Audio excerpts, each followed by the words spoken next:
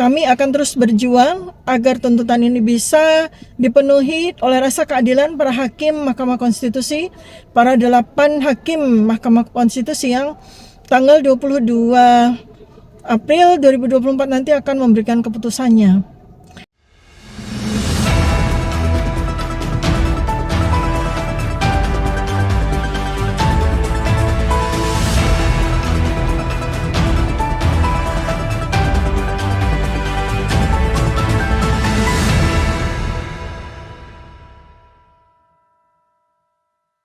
Bismillahirrahmanirrahim. Assalamualaikum warahmatullahi wabarakatuh. Teman-teman semuanya sebangsa dan setanah air. Saya Dr. Tifa dari Dr. Tifa Channel.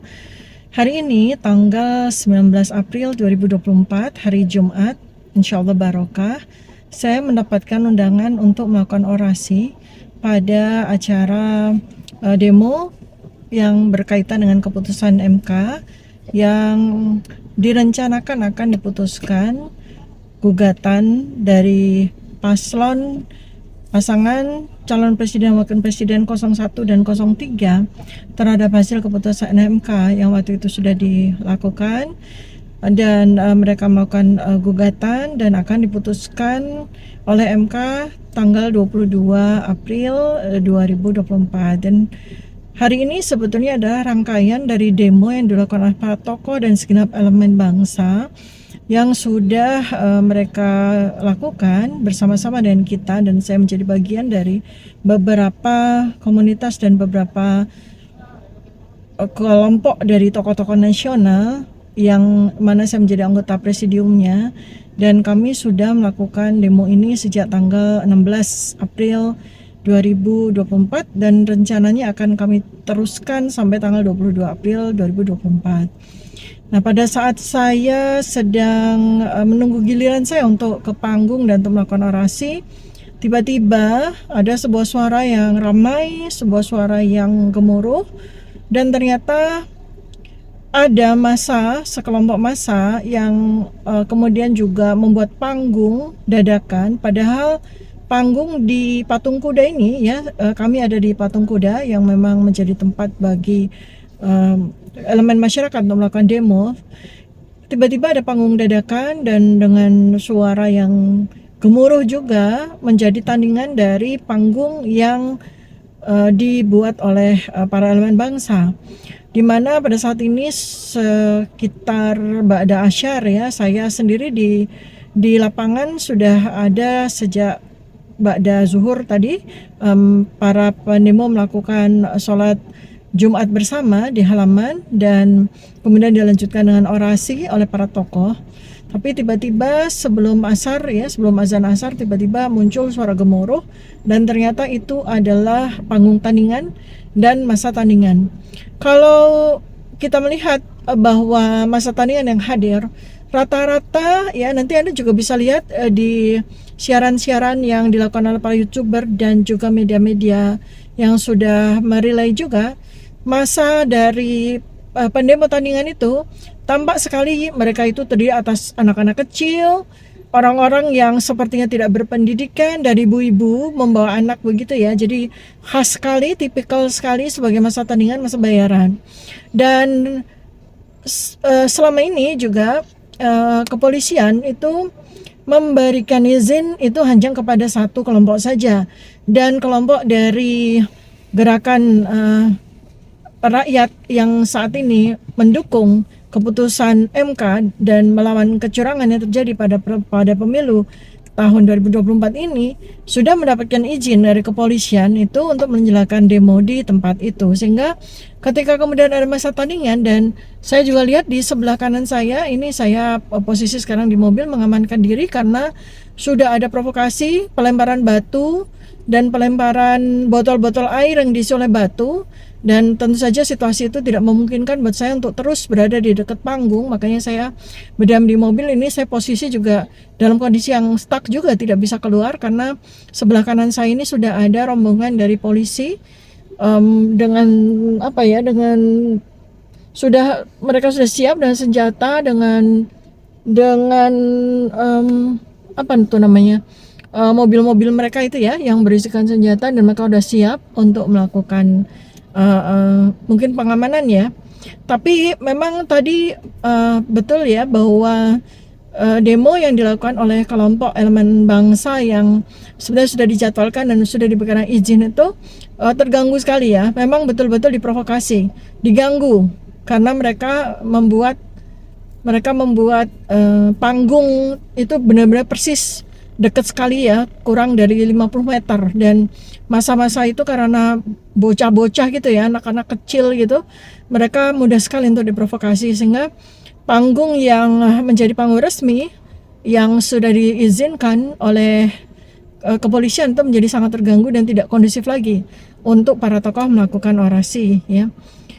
Jadi ini yang terjadi pada saat ini, teman-teman semuanya, segenap bangsa Indonesia, bahwa kita tahu pasangan calon presiden dan wakil presiden 01 Pak Anies Baswedan dan Gus Muhaimin beserta dengan pasangan 03 Pak Ganjar Pranowo dan Profesor Mahfud itu sudah bersidang dengan serangkaian pengacara ahli hukum mereka masing-masing, dan mereka juga sudah menyampaikan segepok ya, berhalaman-halaman, ratusan mungkin bahkan ribuan halaman, serta bukti-bukti otentik, serta juga diperkuat dengan temuan-temuan dari para ahli IT yang berkaliber internasional juga. Dan kita semua, Anda semua juga sudah mengikuti sidang demi sidang, dan sudah jelas bahwa secara hukum data-data dan bukti-bukti bahwa memang pemilu kali ini syarat sekali dan kecurangan, dan intervensi dari pemerintah, intervensi dari para pejabat-pejabat publik,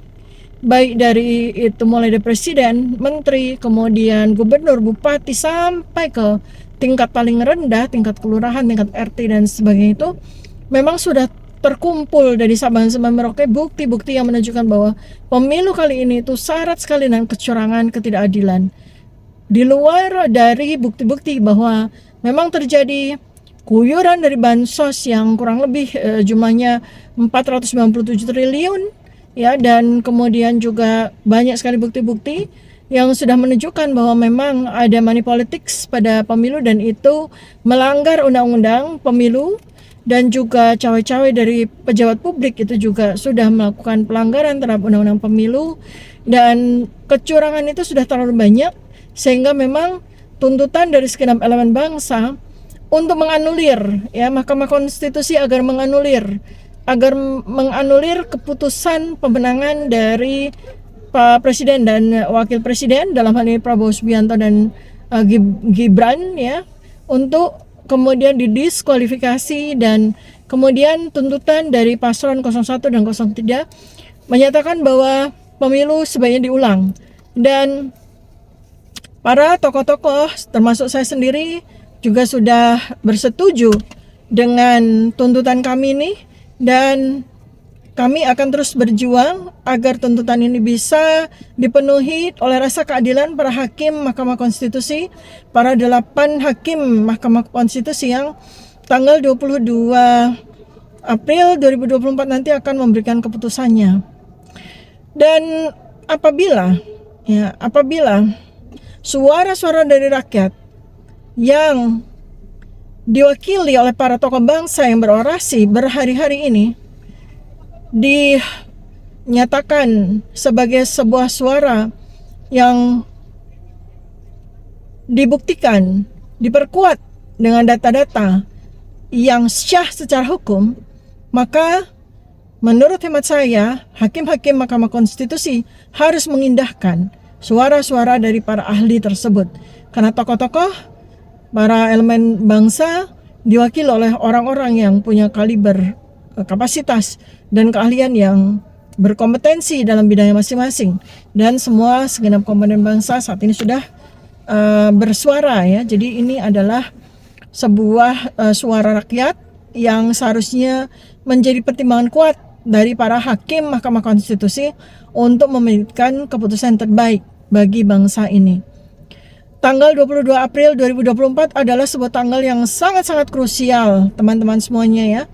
Di situ, di tanggal tersebut, nasib bangsa ini akan ditentukan oleh ke-8 hakim Mahkamah Konstitusi tersebut, sehingga keputusan mereka harus betul-betul mengakomodir kepentingan keberlangsungan dan kelestarian serta keutuhan negara dan bangsa ini di kemudian hari.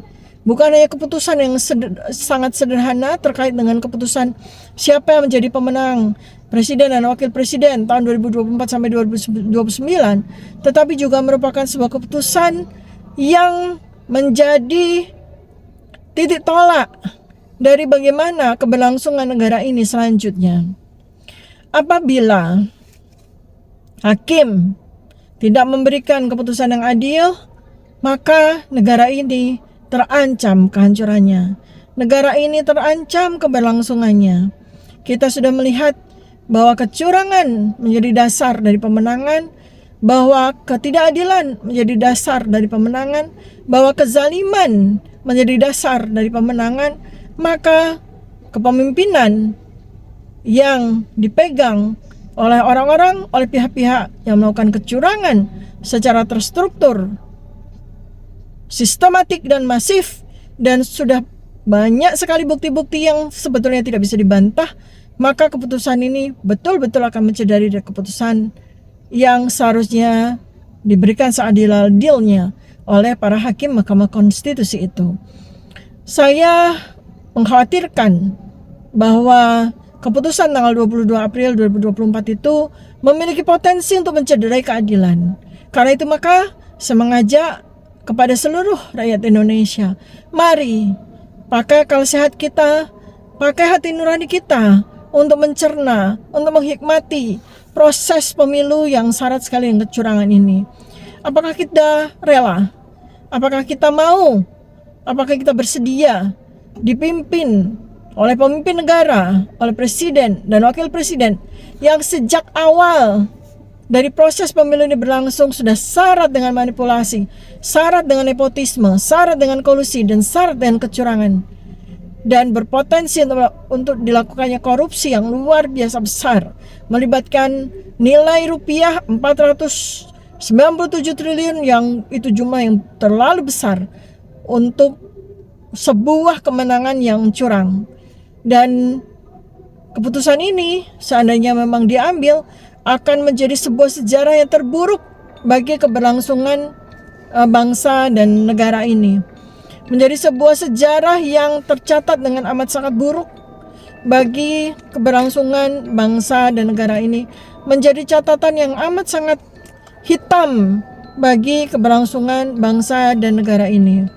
Demikian, mudah-mudahan Allah Subhanahu wa taala melindungi kita semua, melindungi keberlangsungan bangsa dan negara ini, melindungi kita semua dari segala kezaliman, kebatilan, dan pencederaan keadilan kepada seluruh rakyat Indonesia.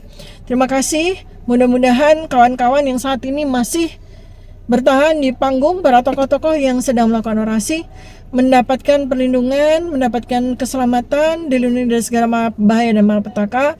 Dan insya Allah semua ikhtiar yang dilakukan oleh segenap anak bangsa ini mendapatkan ridho dan rahmat dari Allah Subhanahu wa taala. Assalamualaikum warahmatullahi wabarakatuh.